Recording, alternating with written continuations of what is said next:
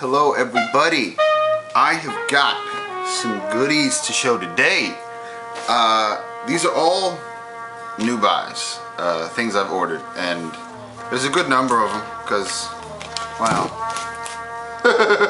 I've been buying a lot because I've been using up my tax return money, like I'm sure most of you are, but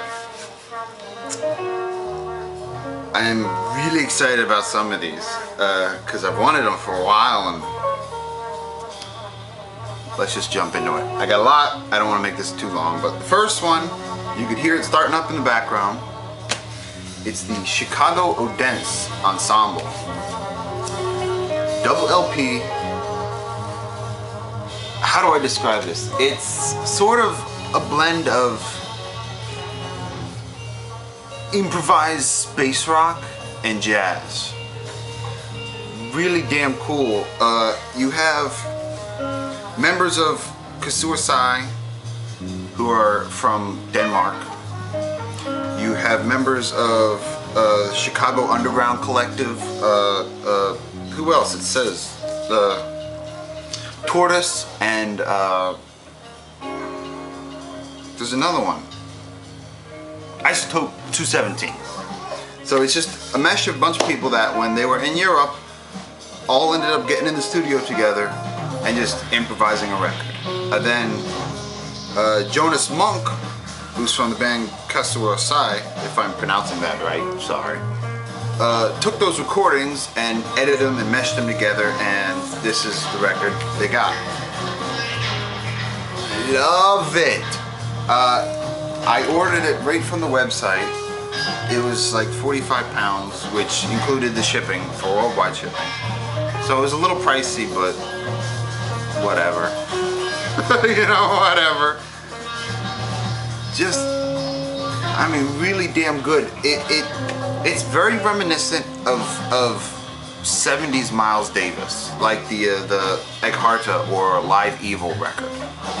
So if you like, you know, 70s Miles Davis, you'll really dig this album. I mean, just totally cool. You have Rob Murzett, Jeff Parker, Matt Lux, Dan Bitney, Brian Krieger, Jacob Scott, and Jonas Monk playing on it. Came with cool inner sleeves and 180 gram vinyl. If that helps. I know some people really like it. To me, it don't make very much of a difference. So whatever. It also came with some free goodies, some postcards from Ad Luna, which is the record company that did it, some of their releases. And then they also threw in some little posters. I looked this one up, The Activities of Dust, A New Mind, and I ordered it because it sounds really good. I ordered it, no shame. And then another. They also threw in, which is really cool, 2 CDs, and weird packaging for them, because I'm not, maybe this is how they do it in Europe, I don't know, but big kind of booklet packets, CDs inside. This is Pure Horse Hair. You can burn a corpse, but you can't kill a ghost. This is a live recording. It's just a duo playing guitars with electronics and singing. Very interesting. Not bad, not something I'd always listen to, but very interesting. I love the way they use the electronics with the guitar, the acoustic guitar, just beautiful. And then the other is Rob Murzett, Abstractions on Robert de Brasil, I don't know. And this one comes with a nice little fold-out booklet. And this recording is very cool because it's Rob Murzett, who is also in the Chicago Odense Ensemble, and he plays cornet. You hear him right now. But this album is him. He joined a monastery for a period of time, and he went into it and basically recorded himself playing solo in the monastery. So, and it's all in French, so I don't know what the hell it's saying, but I can kind of demise, because this first part they translated into English, but the rest of it's like, I don't know what the hell's going on. But you could surmise that he's in different rooms in this monastery and just playing solo. And you could hear the space and the echo, and it gives this really religious sort of feel to it, this spiritual energy, if you would. But definitely really cool, especially since, well, you know, I got all that for free, so tossed it in. This one I just did a quick little video on yesterday. The Radio Moscow Earthless and Premonition 13 split. I feel I should sort of elaborate on the fact of why I had to wait over a year for this. This was part of the Volcom Entertainment vinyl subscription for 2010. I had signed up for it specifically because I heard that Earthless and Radio Moscow were going to be doing one of the splits. The way that it worked, it was 6 7 inches, and each one was a split for different bands. Sure enough, I never got the Earthless and the Radio Moscow split. And I wrote them several times, and each time they said, well, there's a problem with this and that, there's a delay, it will be out. Bullshit, bullshit, bullshit. I ended up forgetting about it. A couple weeks ago, I got a message, an email from Volcom Entertainment saying, it's finally in. And I was like, wow, I forgot. And sure enough, because because we had to wait so long, they upgraded it. They made it a 12-inch. And they added a second band, Premonition 13. So, in a way, it was kind of worth the wait. It is also on very, very sexy, clear red vinyl. I get the feeling this is the type of red that Derek 3 is going to be, but I don't know. But we will soon find out, won't we? I can't wait. Next up, White Hills, their new record, what's it called? Frying on This Rock. Wonderful, wonderful record from Thrill Jockey. Love that label. It is on a very thick cardboard cover, very glossy. Came with a digital download too. And the vinyl itself is utterly beautiful. There it is. Look at that, like a lifesaver, right? Cream saver. Remember the cream savers? Oh, I used to love those things. Pink and white split vinyl.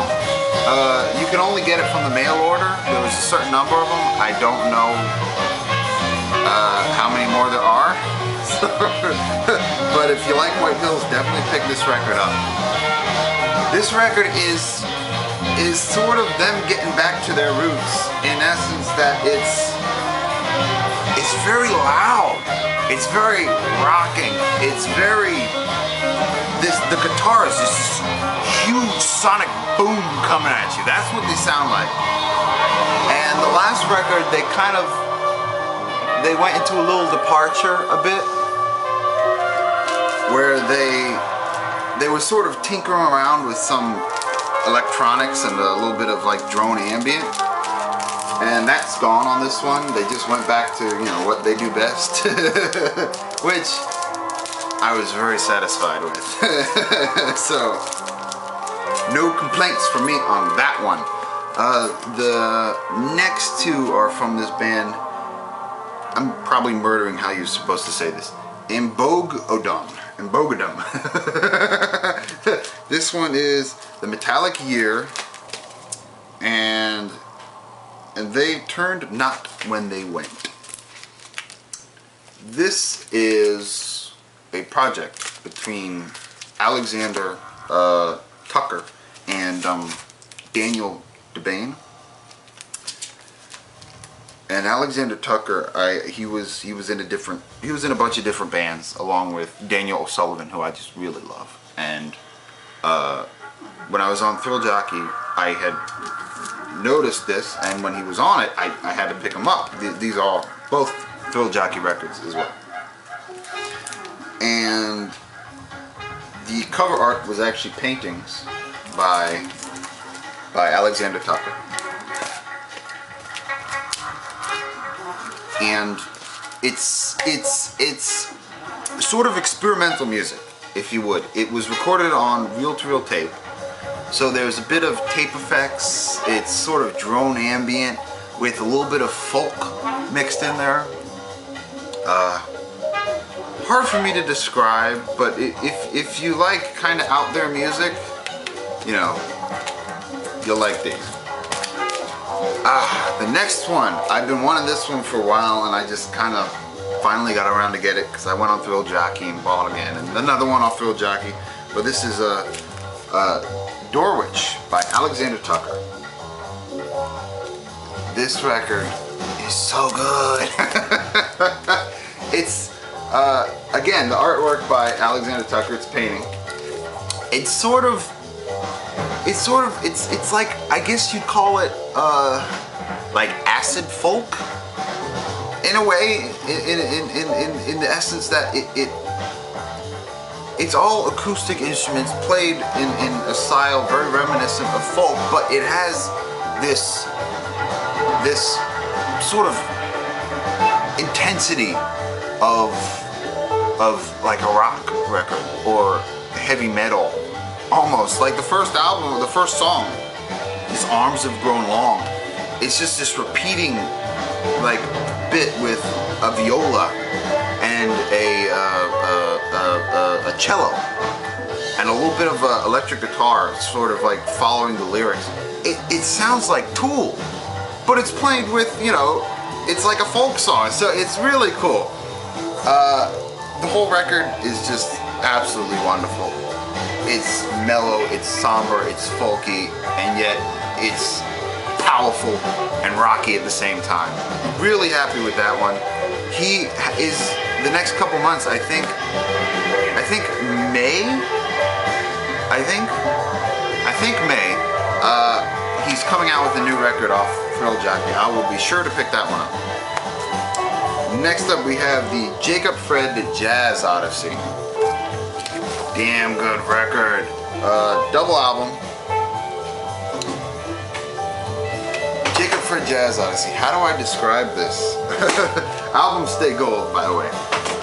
They're sort of obviously a jazz group, but they have one guy who's doing lap steel guitar, which is not something you normally hear in a jazz band. And at times it gives it this sort of like country rock sound. At other times it's this very sort of spacey sound to it. Really cool. I mean, the whole band is just tight, just wonderful.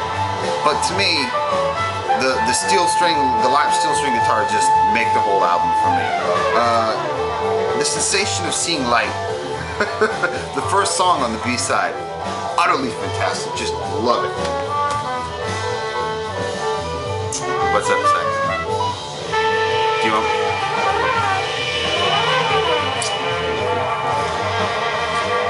Sorry. not sorry to you, sorry to them.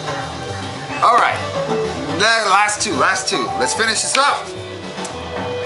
This one I have to thank the wonderful van, Mr. Secofunk, the Secretary of Funk. I emailed him and changed him. I told him I changed his name to the Secretary of Cool Ass Motherfuckers. Because truth be told, well, he is. So he showed this one recently. Roland P. Young, Estet Serenade. Love that cover. This album is so beautiful. I can't find the right words to talk about this record, but it's like overall, I'd say it's like it's like ambient jazz or like electro ambient world jazz, so to speak. It's a true solo record in the essence that he plays everything on the record. And it's just this beautiful sort of spiritual music that when you listen to it, it just takes you someplace. And you go so far away with it that you don't even know where you went. I can't describe it. I'm sorry. You have to get it. That's the only thing I can tell you. You have to get it to understand. Sorry I can't be a bit more better explained than that. But somebody will get it and be able to explain it better than me.